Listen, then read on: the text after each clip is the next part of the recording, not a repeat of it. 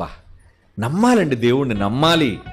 నమ్మితే నువ్వు నీ కుటుంబం సుభిక్షంగా ఉంటారు.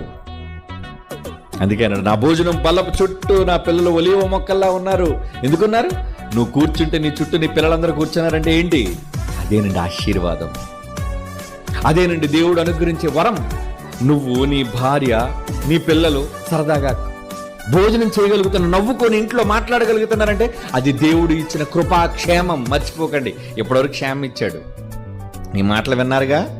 ఇప్పుడు కానీ దేవుడి కోసం మీరు బ్రతకలేదో, దేవుడు పని చెయ్యలేదు, ఆయన నామ ఘనత కోసం మీరు ఆలోచించలేదు, కృప ఉండదు, క్షేమం ఉండదు.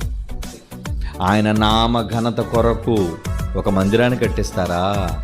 ఒక దేవుని పనిని చేస్తారా?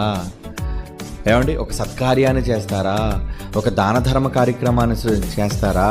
ఏదైనా చేయండి ఆయన కీర్తి కోసం. అలా చేస్తే